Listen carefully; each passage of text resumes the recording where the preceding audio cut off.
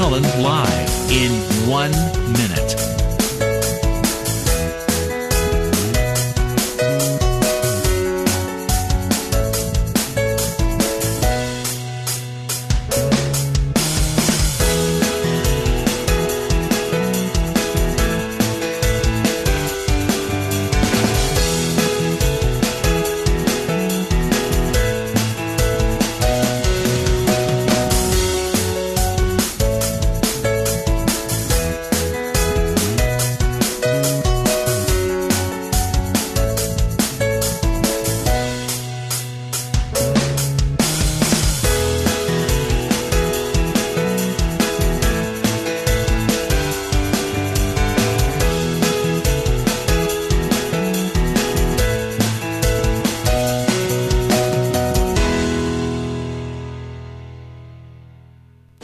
Welcome to Lynn Cullen Live at pghcitypaper.com. Email your questions and comments to Lynn at pghcitypaper.com.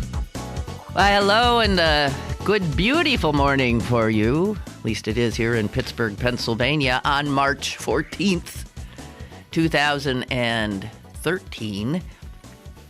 On the first day of the pontificate of the first Pope Francis. I'm shocked that no pope took that name before. It's amazing.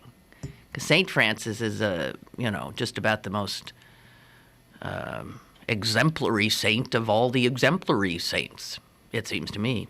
St. Francis. So, Pope Francis.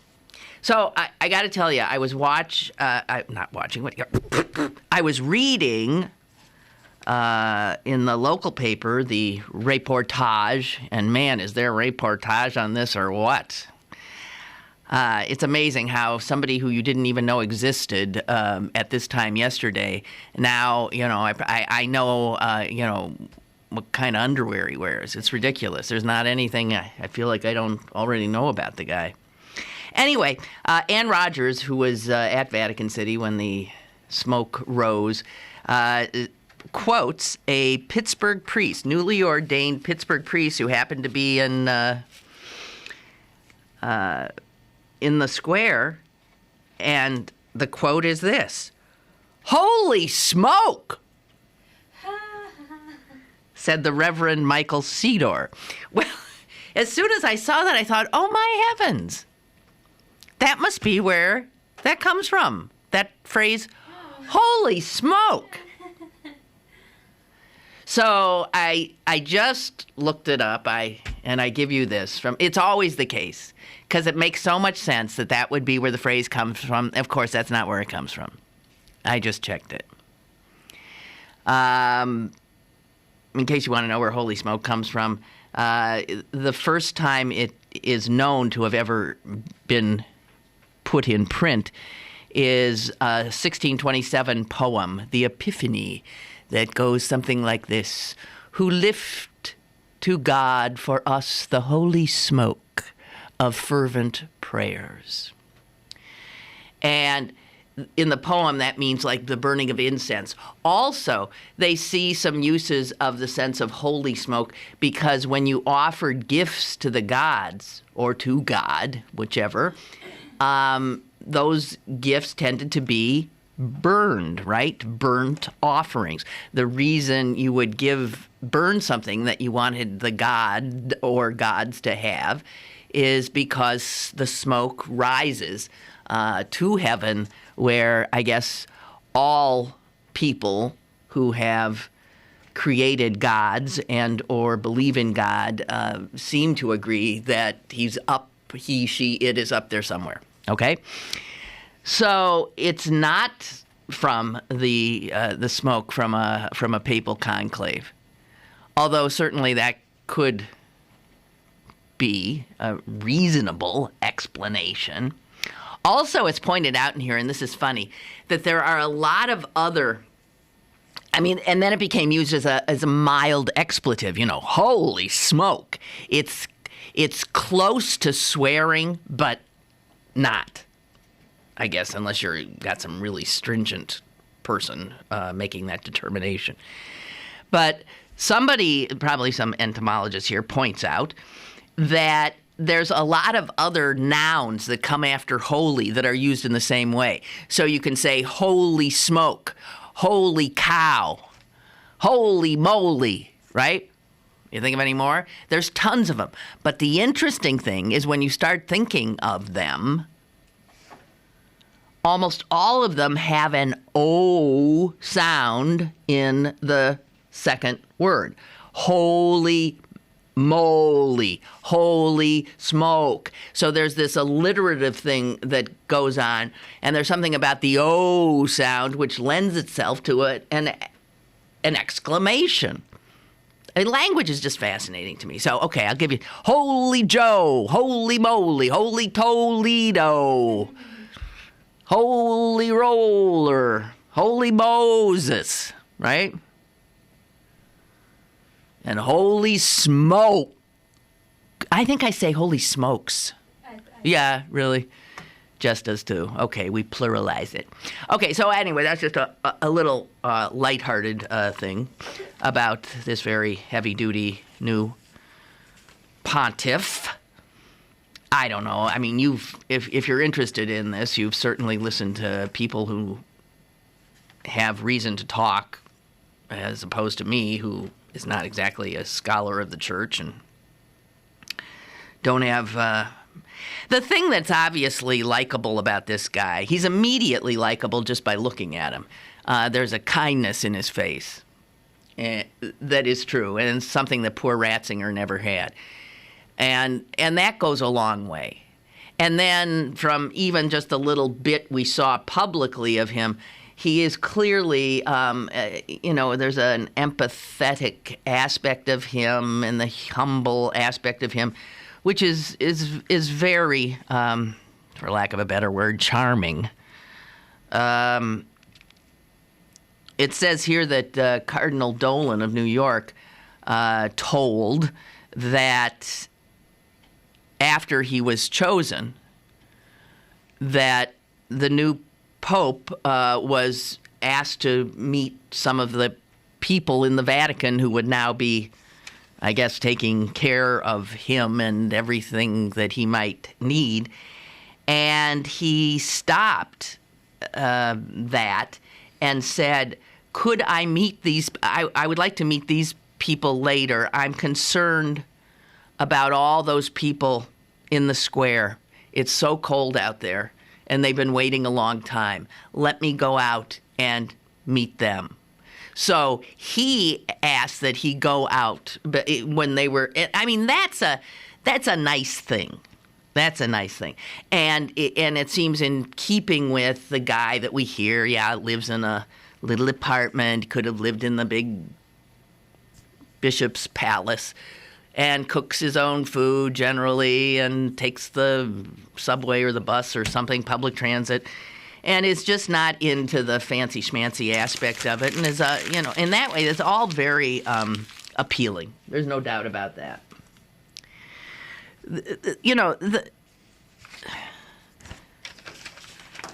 The negatives are simply what I could have told you these negatives 2 days ago, because this is a college of cardinals that were chosen by the last two popes, and the last two popes have been conservative. And so, of course, these are, this guy is no progressive. Just because he cares for the poor and he's empathetic does not mean he's some kind of a wild-eyed progressive. He ain't. In fact, he has stand adamantly, in opposition to the kind of liberation theology that many, I think, South American prelates have preached, which gets frighteningly to the church close to Marxism. And of course, he's absolutely firm on all the, gays and contraception and abortion and all of that. So, I mean, I don't know. I don't know. And then there's this troubling thing of what he did or, in fact, didn't do during the, I think it was the late 70s and into the 80s in Argentinian history, when there was a reign of terror of kidnappings, of murder, of tyranny, and that the church did not do enough to stand against it, apparently, in the eyes of many, many people. All right, and here's something funny I came across. The Brits might not like him because he gave a mass last year for the Argentinian veterans of the Falklands War. Remember the Falklands War? Maggie Thatcher launched.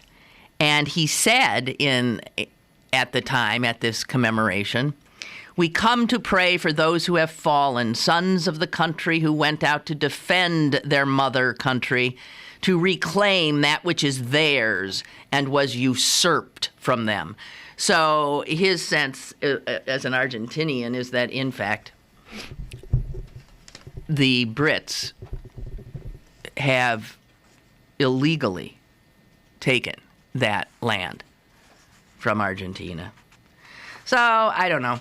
It's interesting that he's the first Jesuit. It's interesting that he's the first, it's interesting that, in fact, he's not a great believer in unfettered capitalism, and people are making a big to-do about that. But you know what? Either was Benedict.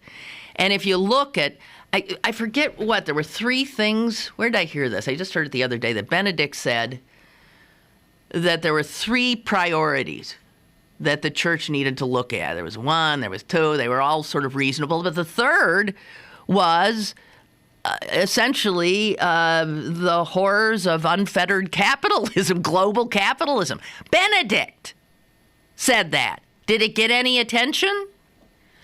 I mean, whatever. So this Pope, like Benedict, is not going to be a fan of the International Monetary Fund and all of that. So, in some respects, doesn't fit into any neat little categories, but that's good. And he's older than a lot of people thought the next Pope would be because he's already 76, and they thought, oh my God. Actually, The Onion had the minute he was named, The Onion put out a thing saying, Pope Francis surprises by announcing he'll resign next week. Okay, caller? How you doing? Hi, I'm fine. Lynn. Yes. What I wanted to ask you, I am so amazed at these people that stand out in that rain or whatever, and their deep belief in something they've never seen. There's no real hard evidence of what they believe in. Now, I'm not saying I'm an atheist, but I'm one step before that. I was a strict Catholic at one time, and I fell into that category of belief that God, everything about God. But I just amazed how people, which I always respected a man named Chris Higgins. I can't remember his name. Christopher He died not too long ago. He was an atheist. Christopher Hitchens. Yes. And he would say how that these people believe in something. They never said, show me some hard evidence. I mean, you have the Bible. It has a lot of fairy tales in it. But, I mean, it's just amazing how gullible people are. And I'm not saying there is a God or isn't, but it just, I get so confused by these people that believe in something so strong they never saw. I don't know. It just amazes me. Okay, yeah, and that's why they call it faith. I mean, it's not provable. You simply agree to make this leap of faith and some people can do it, and a lot of people pretend they can do it. I'll tell you that. I believe that. Yeah, they want desperately to do it. They think they're supposed to do it. They like the idea of doing it, but in their head, there's all these little voices saying, but they silence those voices because it's uncomfortable to believe that there's nothing out there that's choreographing this whole thing, that you can appeal to. I mean, the idea that there is a God is comforting, without a doubt. And some people truly believe it. Some people need to believe it. Some people pretend they believe it. And some people just can't do it. Yes, you're right. I found the Catholic religion, too, is so based on fear. Mm. To me, it was. I understand. Don't do this. Don't do that. Yeah. But then after this came out with the priests doing what they did to the children, I don't know how you could even believe it, anything they tell you. Okay. Well, have a good day. Yeah, thank you. Thank you. I appreciate the call. I think, and I wouldn't think that all those people standing out there in the cold were all believers. I mean, some people just like to be where it's happening. And there is little doubt that little piece of real estate in Vatican City had the focus of the entire world in the last few days. And a lot of people like to be where the action is. So, and to be able to say, I saw the Pope as he came out, I saw the smoke. And I'm sure a lot of the people in that square were also not Catholic. But again, just wanting to be at an historic occurrence. Joseph has sent me this. There's some troubling stories about the kidnappings during this reign of terror in Argentina after a military coup in 1976, and that 2 Jesuit priests were kidnapped probably by the leaders of the coup or their supporters. And the LA Times is reporting that the priests surfaced 5 months later, drugged, semi-nude, in a field. There was a lawsuit in 2005 that accused then Cardinal Bergoglio of involvement in the abductions. And in fact, the 2 priests were picked up, and he was head of the Jesuit order at that time. I don't know if he was a cardinal at that time. He was the archbishop, I guess. And he was also head of the Jesuits, and so 2 of his priests were taken and jailed, and the military government jailed them for their work in poor neighborhoods. You see, again, seeing in them a danger if they would inflame in any way the poor. And there's a book out there called The Silence about this period, and in it, this journalist who wrote the book says that the now Pope withdrew the Jesuit order's protection of these 2 priests when they refused to quit visiting the slums. And then they were captured and spent 5 months in prison. Those who defend the new pope say there's no proof behind any of those claims, and on the contrary, they say he actually helped many dissidents escape during the junta's rule. Also, people say that he took extraordinary behind-the-scenes action to get them out. And may in fact have saved their lives. So there's like these 2 competing stories. He testified about the matter in court just 3 years ago, but the attorney on the other side says his answers were evasive. Who knows? Who knows? So there's that. There's good, there's bad, there's not sure, there's whatever, but there's the new Pope, Pope Francis.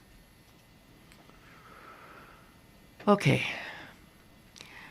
Before we get into the latest scandal involving our elected representatives and the unbelievable unveiling, the constant unveiling of corruption in our local and state government, it's enough to really make you sick. It is. I mean, it makes me sick. I can't even. I've said this many times. I've lived in many places and different states. I've never lived anywhere that is as corrupt politically as this state. and city, where the culture is just corrupt. And the corruption is from the top. The people in power are just, they operate in a corrupted manner, and it's like, yeah, so this is what they did always. This is the way we do it. And because it's the way we do it, nobody even seems to react much to it. But I don't want to get into that. I have something more interesting that came my way via email that I just have to get into because it's... And then we'll get into this heavy stuff, okay? But this shocked me. Marge writes me, I wanted to share a story with you about my niece. Anyway, she got married, the niece, yesterday at the magistrate's office in Monroeville.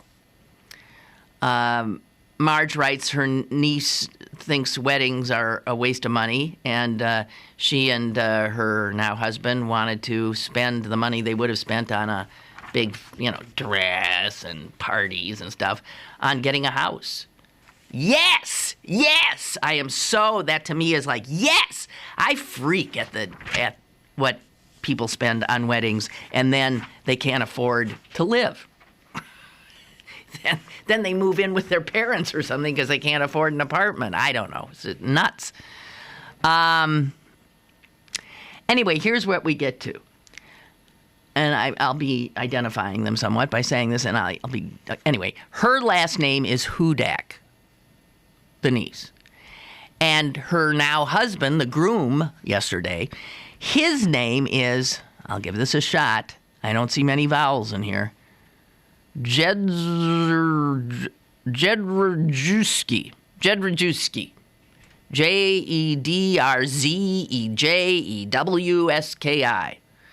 There's a Jew in there on skis. Jewski. Jedrzejewski.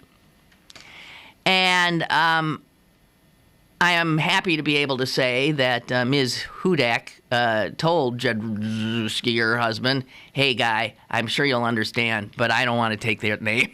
I'm not taking your name. I'm keeping mine. I'll be damned if I'm going to say, and that's spelled J-A-R-E-C-C-G-G-F, I know. So he said, no, not only does he agree with that, he sees an opportunity here to get rid of this name that's been bugging him for a long time. And he said he wants to take her name. Aww. And that night, Jess just said, aw. Yeah. So they'll have the same name, but they went for the name that, you don't have to do a big song and dance about. So here's what they were told. You can't. It's against the law, they were told, for the man to take the wife's name. They were told that he could go through another process whereby he, I guess, petitions to change his name to Hudak, but that's going to cost $2,000.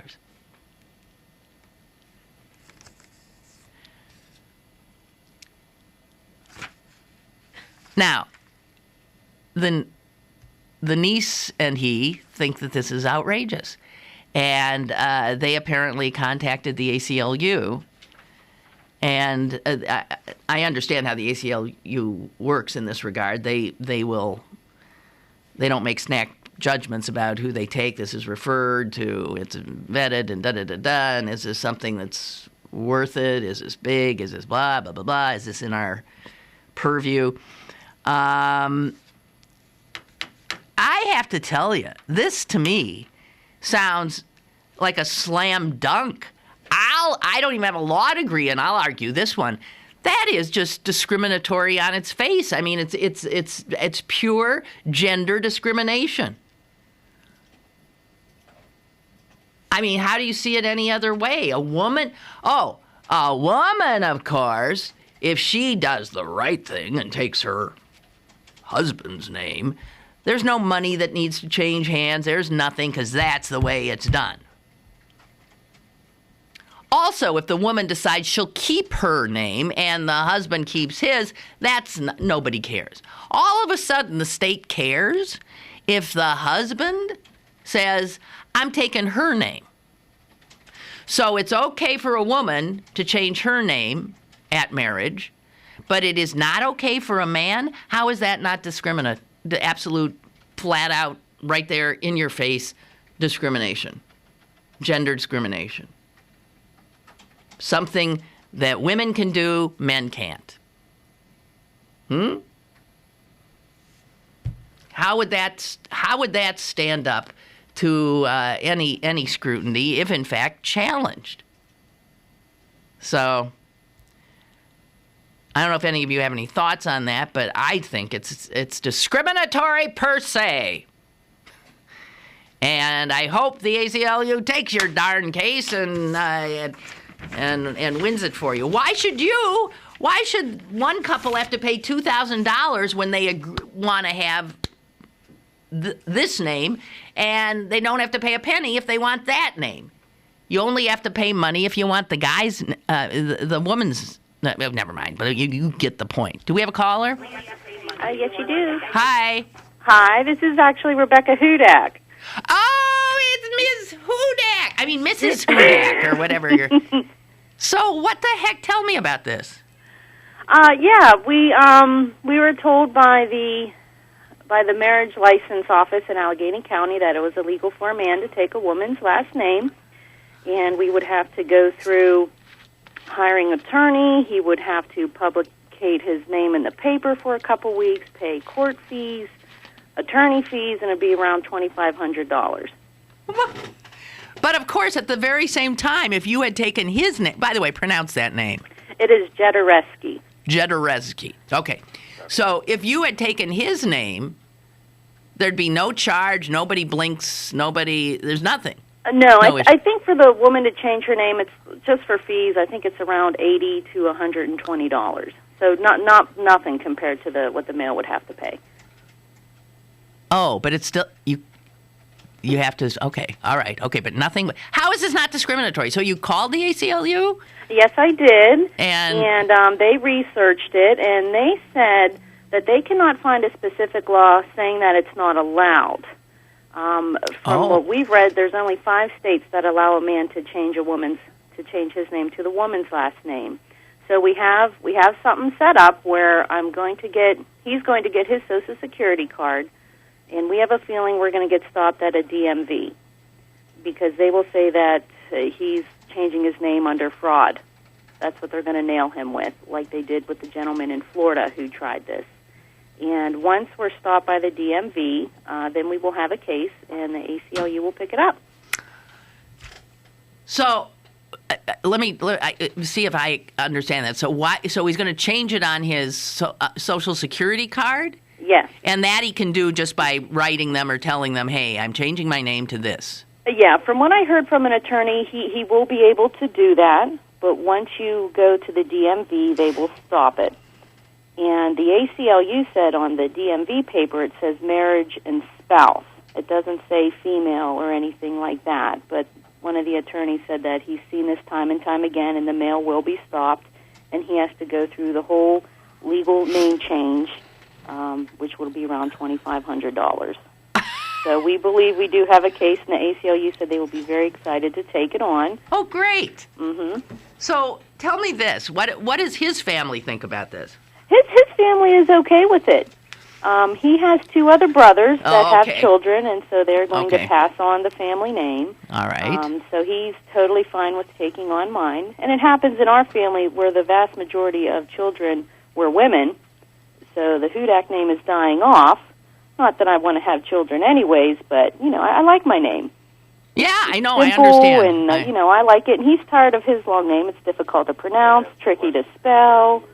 No, can you imagine every time he's asked for his name? Yeah. It becomes a thing. He's got to then spell it and maybe he's spell it again. To take my name.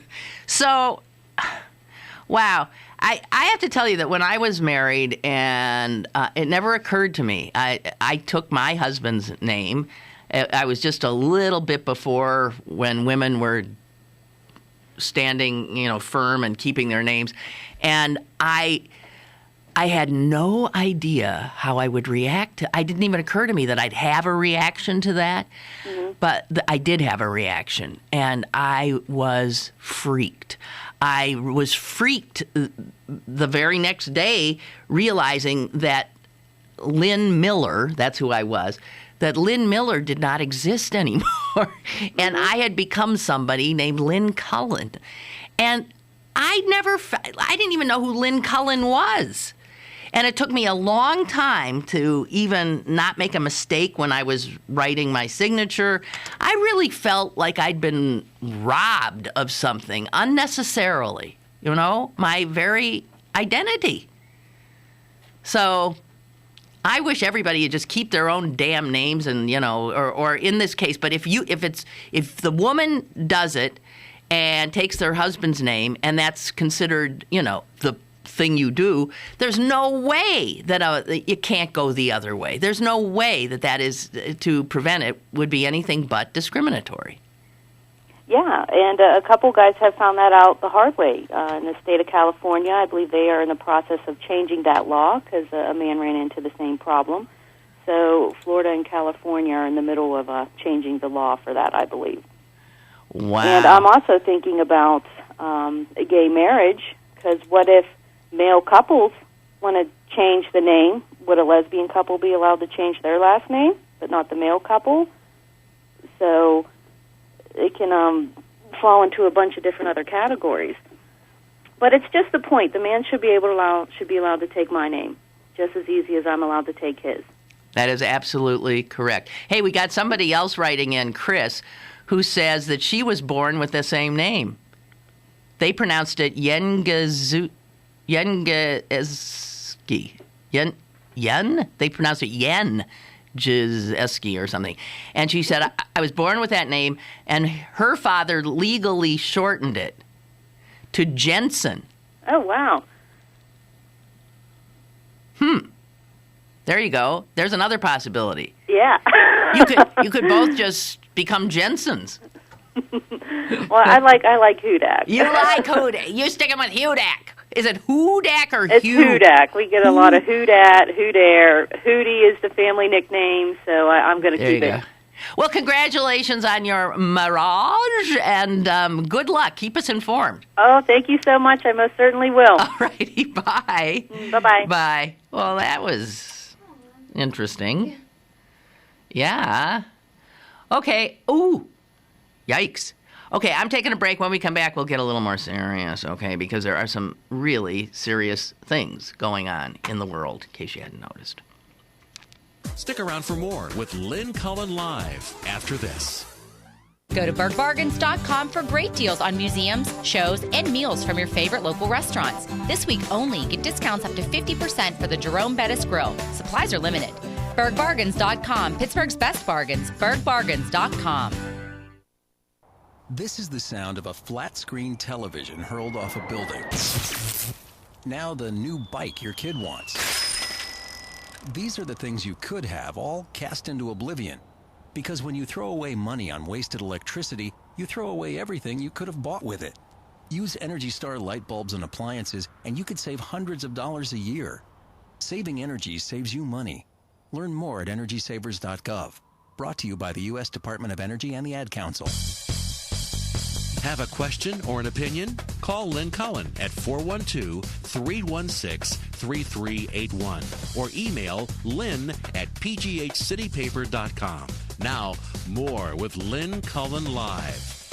Okay, so here's just a little quick update on yesterday when Chris Potter was here. We were talking about the latest on the police and credit cards and that disgusting mess over there in the city.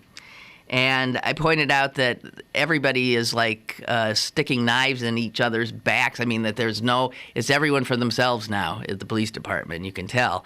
And we had a little fun with the fact that one of the assistant commanders or deputy commanders, remember, I get so mixed up with all these dang titles, commander.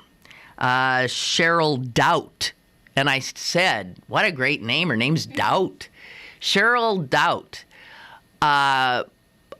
was quoted in the paper yesterday as saying something not particularly flattering about the new acting police chief, Regina McDonald, and suggesting that she had told her, I told her that wasn't, legal.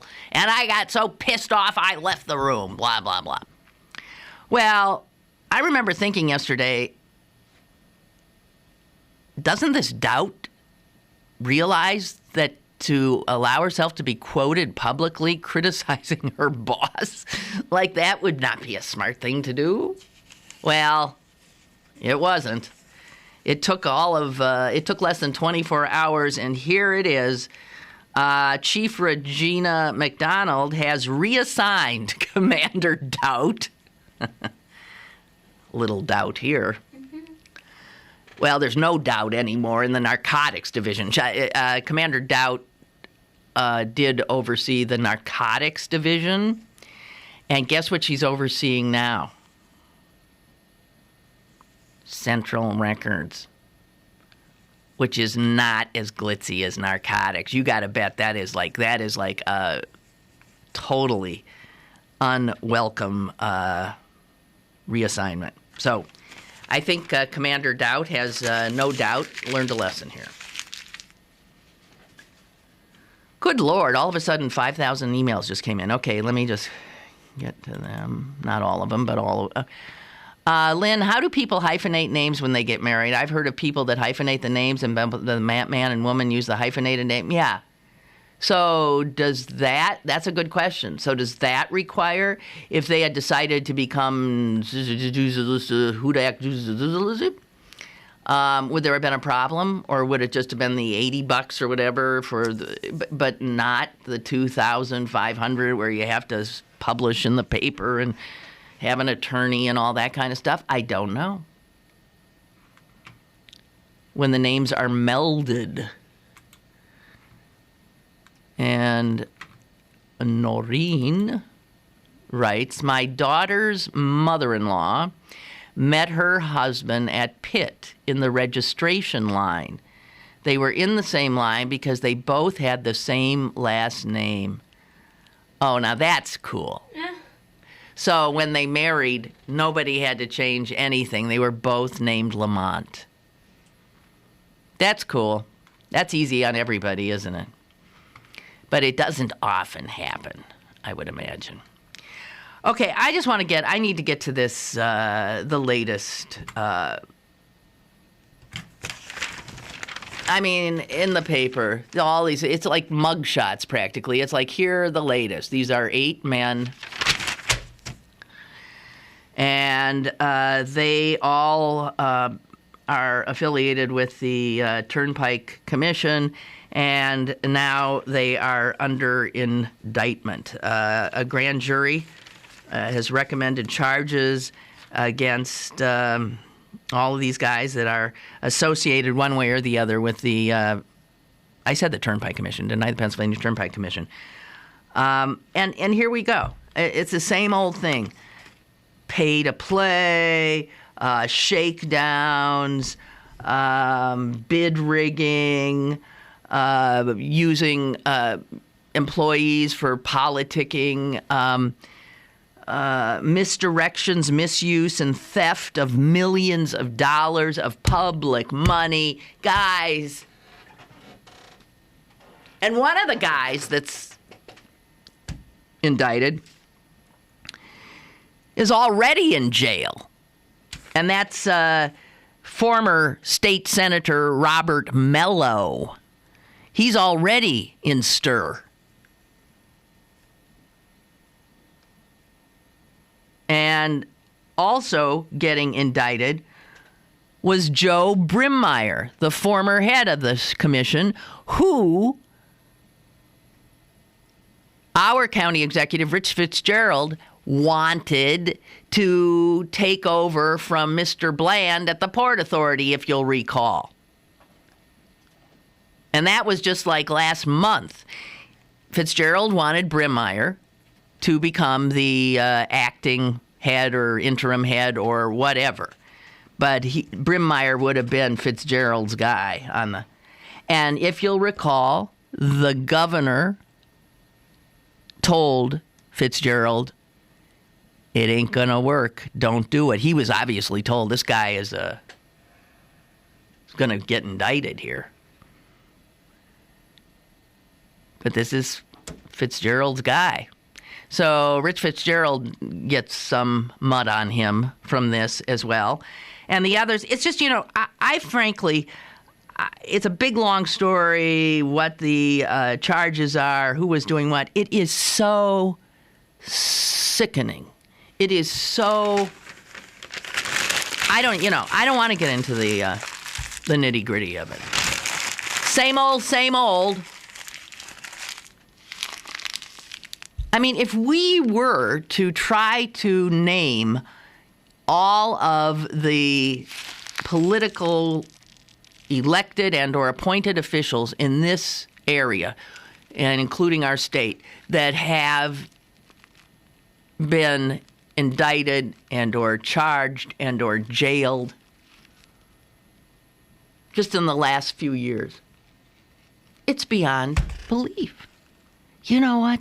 There are states where there's no one on that list, where you couldn't do that. There are people who would say, what?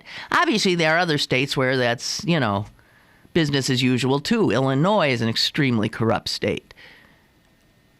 Pennsylvania is an extremely corrupt state. And it's all the more reason why I get so enraged when I think of Harrisburg, because we have this huge, unnecessarily huge legislature. And all those people are sucking our money. They're getting paid. They're driving nice cars. They're getting per diems and thises and that's and everything. The whole thing is so sickening, sleazy. They barely work. They get pensions till forever that are huge. They get incredible benefits. And they're a den of, a nest of viperous crooks.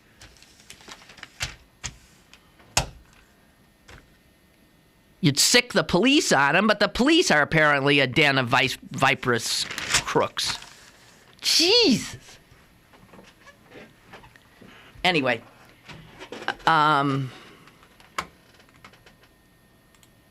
Banana Republic. That's what it reminds me of. I mean, and I don't mean the store, the chain. I do mean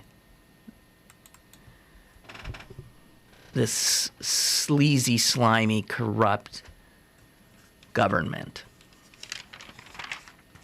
And I guess the thing that most troubles me is the sort of yawn that the public greet this news with.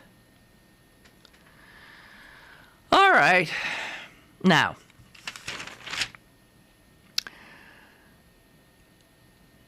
there is something I have not done in a long time, and I'm going to do it today. And it might be for the last time. I don't know, because I'm going to change it. You know how for what now? God, I hate to think.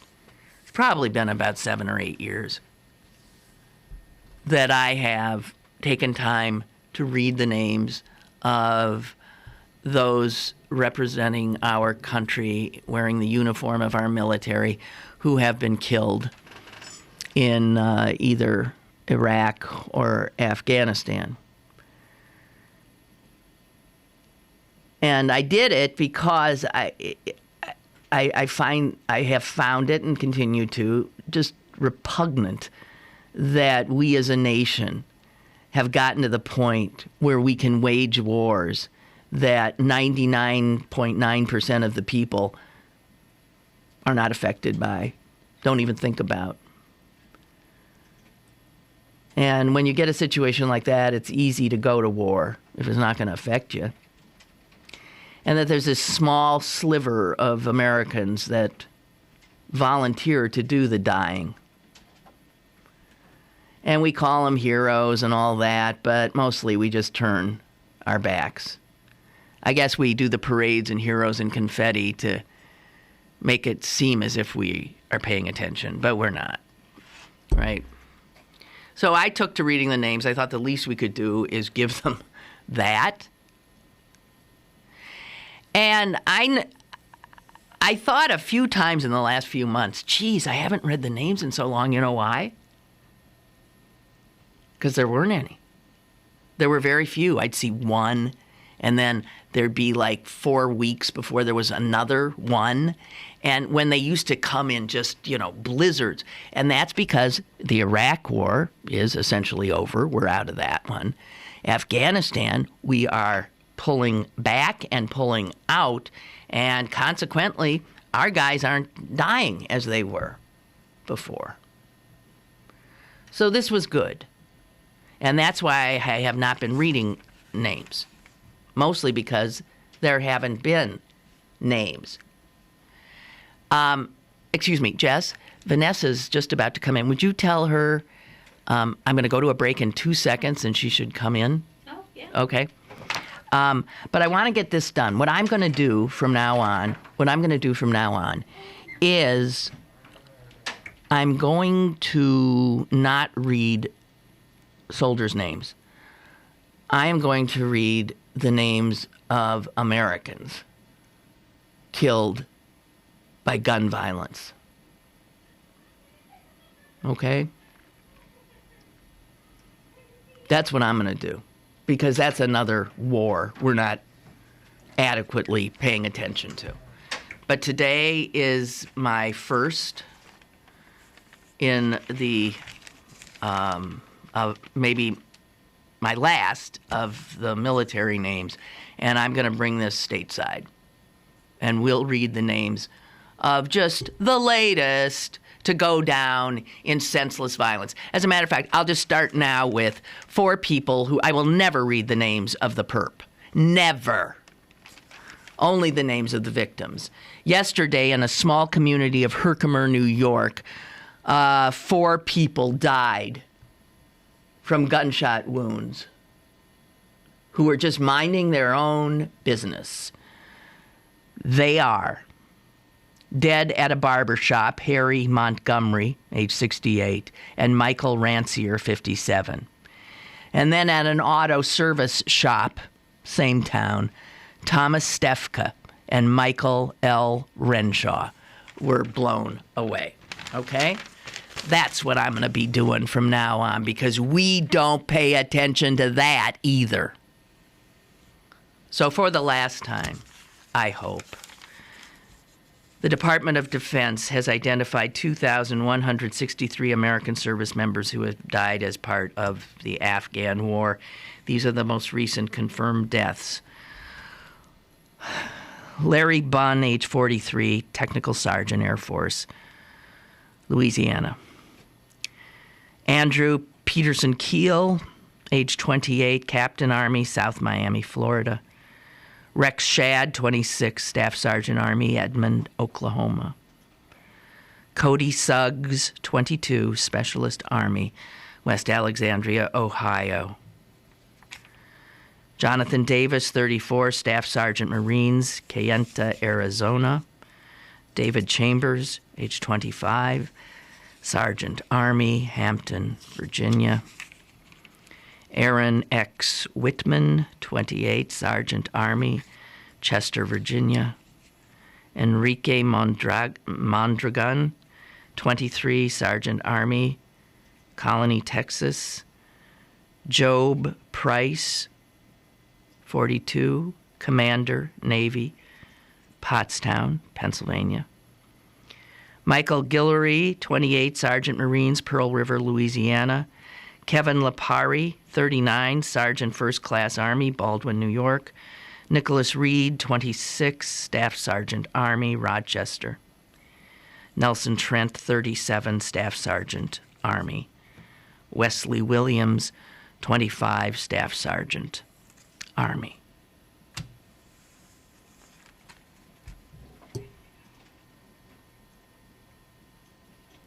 More is on the way with Lynn Cullen Live. Pittsburgh City Paper's annual Dining Guide magazine is available now. Pick up one today for a look at the best restaurants in the region. Plus, this week's City Paper includes great deals for St. Patty's Day, Good Brother Earl, and Big Bad Voodoo. Pittsburgh City Paper available at over 1,700 locations throughout Western Pennsylvania and on the web at pghcitypaper.com and on your smartphone at citypapermobile.com. For the millions living with COPD, breathing becomes a real struggle. COPD stands for chronic obstructive pulmonary disease, but you may have heard of it as chronic bronchitis or emphysema. Over time, it makes it harder and harder to breathe until you feel like you're breathing through a straw. COPD is the 4th leading cause of death in the U.S. It kills one person every 4 minutes, and it took my grandmother. An estimated 24 million Americans are affected, but as many as half of them don't even know it. It's a race against time to spread the word about this serious disease. If you're over 35 and have ever smoked, you could be at risk. The good news is, there are steps you can take to improve your symptoms. I'm Danica Patrick, and I drive for COPD. Take action today to breathe better tomorrow.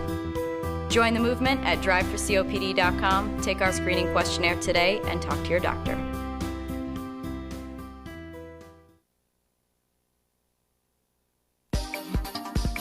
You're listening to Lynn Cullen Live at pghcitypaper.com. Once again, here's Lynn Cullen. Yeah, look who stopped by, Vanessa German. Hi. How Hello. you? Hello. I'm wonderful. How are you? I'm okay. We've been talking about heavy stuff, and now it's good you're here. We don't have to talk about that stuff anymore. Ooh, heavy stuff. Well, yeah. Corruption. Oh, Great American Theater. That's what you're talking about? Yeah. And the Pope. That's great theater. Don't you think? Oh, yes. They know how to do it. They do. They do know how to do it. I wish they would just admit that, too. Because it's like, oh, no, we're not doing anything. And I'm like, yes, you are. You threw out a huge curtain over a railing, the tapestry that they threw out when they did that. Oh, no, they do. Everything is so... Come on. It's wonderful. I love it. I think they know they're doing it. That's a big part of their thing. I think that the best people who do that in the world are great men. That's what I'll say. Geez, I wonder what. Okay, we'll all just read between the lines of that one. Great theater. Drapes and lace. Yes, drapes and lace and red shoes and LeMay and beading. Hey, did you hear they're coming out with a movie about Liberace and Michael Douglas is playing him? I did hear that. Did you? That's all that I heard, though. I saw a picture of him dressed, and he really looks like Liberace. I can see that. And Matt Damon is playing his lover. They're so fortunate to have each other. Well, yeah. I like Matt Damon and I like Michael Douglas and, of course, Liberace. I was so great that his name sounds like liberty. My definition for liberty is the soul's right to breathe. His name is Liberace. He was like, Liberace. I shall never hide. No, but he did. He did? He was in an era where you couldn't say I'm gay, but he so clearly was exactly who he was. And but he couldn't say it. You couldn't. I know. Do you need to though? Did you? Maybe not. Maybe at that time, all the ladies who loved him, all these, they wouldn't have known, right? Because they didn't know. Yeah, there wasn't that kind of discourse. He was a flamboyant Polish guy from Milwaukee. Which is, when you look up gay man in the dictionary, that's what it says. Oh, man. Flamboyant gay man from Milwaukee. From Milwaukee. And apparently his mother was the driving force, and she was somebody who was not to be trifled with. I tell you, you should play his mother. The way that you just said that, and his mother was no one to be trifled with. You know who's playing? Someone not at all like me. Debbie Reynolds. I can see that. Because she's an older woman now. You can't, and they made up her. Apparently, Mrs. Liberace had a very big schnoz, so they got a prosthetic nose on Debbie. She's probably going to have so much fun doing that too. I would think so too. A lot of fun. Liberace's mama. So Vanessa German is, in case you guys didn't know, I mean, she's one of these Renaissance women. She is a performance artist. She is a sculptor. She is an activist. She is a... teacher. She is a force of nature. She is somebody to be reckoned with. What you up to these days? Getting ready to do another duet with Sean Jones at the August Wilson Center. And a duet meaning? Where, he's a great trumpet player, composer, jazz orchestra leader. And, he used to be the first trumpet at the Lincoln Center Jazz Orchestra. Yeah. Wow. No, I didn't know that. And he is a professor at Duquesne University. And we are doing a duet. He has a series called Sean Jones Presents Duets. And it happens at the August Wilson Center. And he's done duets with great artists, with great, piano player. He did a hip hop duet with a DJ last month. And last year we did a duet, which was him on trumpet and me spoken word poetry.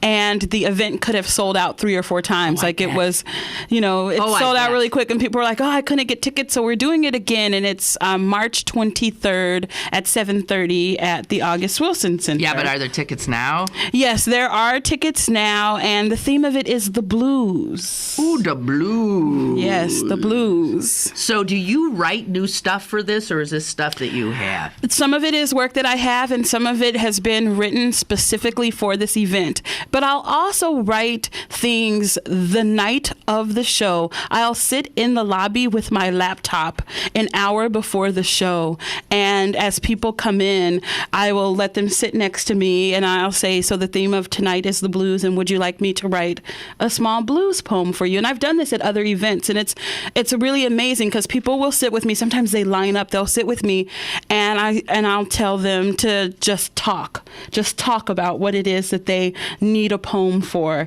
And over 7 or 8 minutes, I'll write the entire time they're talking, and then I'll let the next person come, and I'll say, so this is your poem. I know that it's your poem, but nobody else will know that it's your poem unless you want them to know. And after the event, I'll email you this poem, but I'm going to perform it tonight. And I did it at TED Women, and it was amazing. People sat with me an hour before the show as they're coming in, the lobby for hors d'oeuvres and drinks, and then, an hour later, I'll perform their work. How can you do that? Just be in the moment, be alive and honest in the moment. People come and sit down in front of me, and they just say what it is, and I let them know that it's between us. Like, I know that it's yours, but nobody else will know. So what do you need? What do you need to hear? Is there something that's been on your mind, in your heart, and that that you kind of might like to feel in a poem, and through the blues, and they'll just sit and talk, and it's like we have this very intimate, instant connection because they trust me as an artist, even if they don't know me, that I'm there, that I'm doing it. There's this trust, and they come and they share their souls, and then I read their poems, and I've done it before, and it's just like I did it at TED Women a couple months ago, and just there wasn't a dry eye in the house, even though people didn't know. No. TED Women. This is this thing in Boston you did? So I did the simulcast that YEP did. So YEP simulcast the conference, and they had a gathering of women that they invited to their studio. So it was like Pittsburgh does TED Women, and they invited me in and another artist in to kind of catalyze on all that energy before the broadcast started, the simulcast started. And that's what I did. I sat in the audience and I wrote poems for people who were there. And then half an hour later, and I couldn't read everyone's, that was the thing, but half an hour later, I gave a flash drive to an assistant who printed all the poems on paper, and then I stood up there and I read people's poems, and they cried and people laughed. And I've done it a couple times, and it's always really amazing what comes out. It really is. Well, how much do these people they're writing their own poem by talking to you? What do you do with, what transfers it into poetry from what their utterances? What I do is I take in the whole of the person. So I look at how they come up to me, how they sit down in their seat, their body language, their eye contact. I listen to the sound of their voice, because there's poetry in this person's being and in how they speak what they need to say. But then I also will ask them questions. Sometimes I'll say, one poem I wrote for a woman who missed her husband, and I said, where in the house are your memories of him? So there are just questions that I would ask, and she would say, we would cook in the kitchen, and he would make me laugh. And so I will ask certain pointed questions, because what I do is try to get at the inside of the thing. I try to get at the truth. So she's saying she misses her husband. I want to know, what she misses. Is it his hands? Is it the way that, he smelled when he left for work? I'm just going to go into the hardest part for them. And it's, I call, the inside of the inside of the inside. And I ask questions. A psychiatrist would charge somebody hundreds of dollars for... Yeah, but they wouldn't give you a poem at the end of it. No, and they don't give you a poem. I mean, you sort of... wow. So I'll do a little bit of that for the blues, but then I'll read poems that I've written before. If you're this acutely aware and observing people, are you like that all the time? That seems... I'm very observant. No, I'm very observant. I'm an artist, though. I'm an artist, and I accept that and I build things. I make unseen things tangible. Right. I'm a sculptor, and so I trust that my entire life and the world around me is set up for me to see and experience art. Like, that's my agreement with the universe, that I can look somewhere and see a fall of shadows a certain way, and I'll know that it's supposed to be this part in the sculpture. And that's,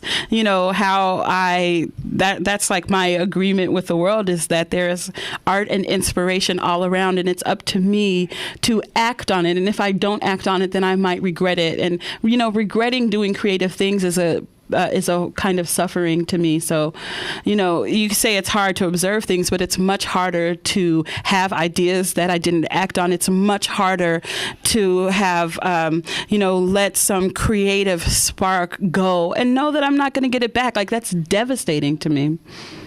Wow. We're out of time. Did I say this? It's good to visit you. Pittsburgh, we're out of time. I heard that. I did. I did. I heard you've been to, yeah. And there's something you said earlier that was so peculiar, that was particularly Pittsburgh. It's lovely. Shoot. I'm supposed to sound like Wisconsin. Well, there's a horrendous sound. I'm sure there's a river that runs its way down from Wisconsin to Pittsburgh. Oh, hey, yeah, sure, you betcha. As a matter of fact, there's some kind of a divide right near where I grew up, where at this point, it's hard to describe. All the water that falls goes west, and all the water that falls goes east. And it's right in Wisconsin somewhere. You don't think that's true? No, I think it's beautiful. I can imagine it. No, there is. I forget what they call it, but it's true. There's something about it. Sounds like a job for Google. Everything's a job for Google. So, okay, just pretty remarkable woman, right? So, okay, March 23rd, August Wilson Center, duet. Sean Jones and Vanessa German, the blues. Oh, man, I got to do that. So you say that it really sold out fast, the other one? It did. Okay. It did. I'll run right over there. Please do. I will. Thank you for stopping by. Oh, thank you for inviting. Oh, it was such a treat. And thank you guys, assuming you're out there. And I will, we'll do this again tomorrow, okay? Awesome.